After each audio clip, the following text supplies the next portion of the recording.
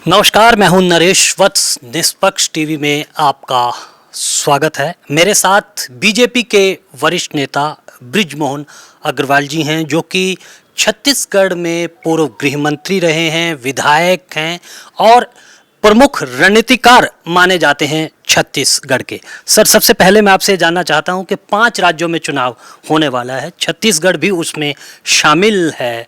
क्या संभावनाएं आप बीजेपी की देख रहे हैं? देखिए, छत्तीसगढ़ में जो वर्तमान कांग्रेस की सरकार है वो भ्रष्टाचार के आगोश में डूबी हुई है। ईडी छापे मार रही है। 2000 करोड़ रुपए के शराब घोटाले को पकड़ा गया है। 500 करोड़ रुपए के कोयला घोटाले को पकड़ा गया है। अगर वहाँ पर पूरी जांच हो तो रेत घोटाला भी सामने आएगा, जंगल घोटाला भी सामने आएगा, जमीन घोटाला भी सामने आएगा और धान घोटाला भी सामने आएगा। तो ये जो सरकार है माफियाओं की सरकार है और इसने माफिया पैदा कर दिए हैं। शराब माफिया पैदा कर दिया, कोल माफिया पैदा कर दिया, जंगल माफिया पैदा कर रहा है, धान माफिया पैदा कर दिया है, ड्रग्स माफिया पैदा कर दिया है। और खाली भ्रष्टाचार के अलावा जो भूपेश बघेल जी हैं वो अपने आकाओं को खुश करने के लिए छत्तीसगढ़ को कांग्रेस पार्टी का एटीएम बना दिया है और वहाँ से पैसा वसूली करना। गवर्नमेंट के एक्सचेकर में, खजाने में पैसा कम जाता है, कांग्रेस पार्टी और नेताओं के जेब में ज़्यादा पैसा जाता है। अब 15 साल जब बीजेपी की सरकार थी तो उसके ज़माने में जो काम हुए, मोदी जी के जो 9 साल के काम हैं, ये कामों के दम पर और भूपेश बघेल सरकार की नाकामियों को हम जनता के बीच में ले जा रहे हैं और जनता का रिस्पांस मिल रहा है। हम इस बात की पूरी उम्मीद करते हैं कि आने वाले 2023 के चुनाव में भारतीय जनता पार्टी की सरकार वहाँ पर बनेगी और जनता भूपेश बघेल की सरकार को ठिकाने लगाएगी। प्रधानमंत्री और 9 साल पूरे हो गए हैं। प्रधानमंत्री आवास एक महत्वाकांक्षी योजना है, हर घर जल पहुँचे, ये है। अगर हम छत्तीसगढ़ की बात देखते हैं तो बहुत शिकायतें आ रही हैं कि प्रधानमंत्री आवास नहीं बन रहे हैं। क्या वजह है कि जो एक हक है जो केंद्र सरकार देना चाहती है, छत्तीसगढ़ में लोगों को मिल नहीं रही है आवास? देखिए, छत्तीसगढ़ के 20 लाख गरीब आवासहीनों के सर से छत छीनने का पाप कोई कर रहे हैं तो भूपेश बघेल सरकार कर रहे हैं। छत्तीसगढ़ का केंद्र की सरकार पैसा भेज रही है, राज्य की सरकार अपना मैचिंग ग्रांट नहीं दे रही है और उसके कारण 20 लाख गरीबों को आवास नहीं मिल रहा है। छत्तीसगढ़ के 72 लाख घरों में जल जीवन मिशन का पानी के नल लगना है, परंतु सबसे कम परसेंटेज पूरे देश में 23वें नंबर पर कोई है तो छत्तीसगढ़ राज्य है, क्योंकि उसमें करप्शन के कारण, टेंडर नहीं होने के कारण, जिले के स्तर पर या गांव के स्तर पर टेंडर करने के कारण, तो लोगों का जो अधिकार है कि उनको स्वच्छ पेयजल मिले, उसको भी अगर कोई छीन रहा है। वो भ्रष्टाचार का बड़ा केंद्र बना हुआ है। डीएमएफ के पैसों में भ्रष्टाचार हो रहा है। हमारे जो कैंपा फंड के पैसे हैं उसमें भ्रष्टाचार हो रहा है। तो जनता के हक को छीनकर अपना जेब भरने का काम कांग्रेस पार्टी और भूपेश बघेल जी कर रहे हैं और इसका बदला जनता आने वाले चुनाव में लेगी। केंद्र सरकार ने पैसा दिया, वो वापस चला गया क्योंकि राज्य सरकार ने नहीं दिया। बीजेपी विपक्ष की पार्टी है, उसने इसको मुद्दा बनाया या नहीं बनाया? ये कैसे हो सकता है कि छत्तीसगढ़ का नुकसान हो रहा है सिर्फ राजनीतिक महत्वाकांक्षा? देखिए, इसको बहुत बड़ा मुद्दा छत्तीसगढ़ का बना हुआ है। छत्तीसगढ़ के गांव-गांव में जाकर भारतीय जनता पार्टी ने इसके फॉर्म भरवाए हैं।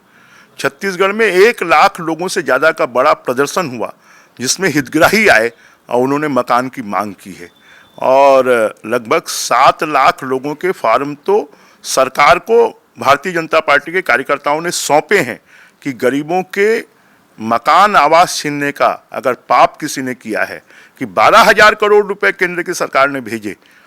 स्टेट गवर्नमेंट को 7,000 करोड़ रुपए देने थे, उन्होंने अपना मैचिंग ग्रांट नहीं दिया तो 12,000 करोड़ रुपए वापिस हो गए। तो ये एक बहुत बड़ा मुद्दा आने वाले चुनाव में होगा और लोग इसका बदला लेंगे। धान की भी एक कीमतों को लेकर बात है, धान का कटोरा भी छत्तीसगढ़ को कहा जाता है।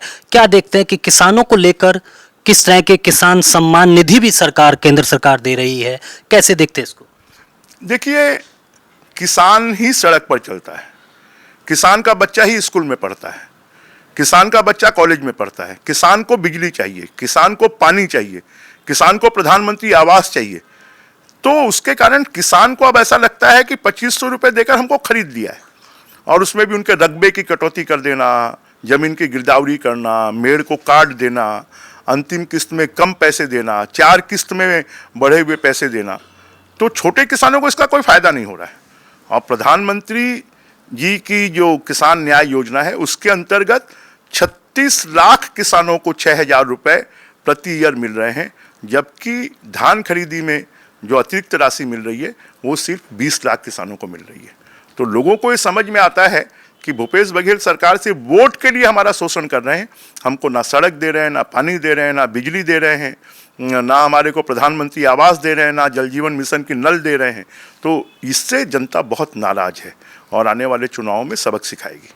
एक अब विज्ञापनों में लगातार अखबारों में हम देख रहे हैं रामायण मेला लग रहा है, एक धर्म की राह पर चल पड़े हैं भूपेश पटेल साहब, क्या बघेल साहब, क्या ये चुनाव को लेकर उनकी एक नई है कि वो धर्म की शरण में गए हैं या फिर वाकई रच बस गए हैं पूरा? देखिए, कालनेमी राक्षस ने भी हनुमान जी को गुमराह करने के लिए और राम राम कहा था, ताड़का ने भी यही कहा था, सुरसा ने भी यही कहा था। तो ये कालनेमी की तरह राम का नाम लेने वाले लोग हैं। जो लोग प्रभु राम भगवान के मंदिर के अस्तित्व को ही, राम भगवान के जन्म को ही चैलेंज करते थे, आज वो प्रभु राम की शरण में आ रहे हैं। सबको प्रभु राम की शरण में आना पड़ेगा, परंतु जनता जानती है कि कौन लोग राम विरोधी हैं और कौन लोग राम प्रेमी हैं।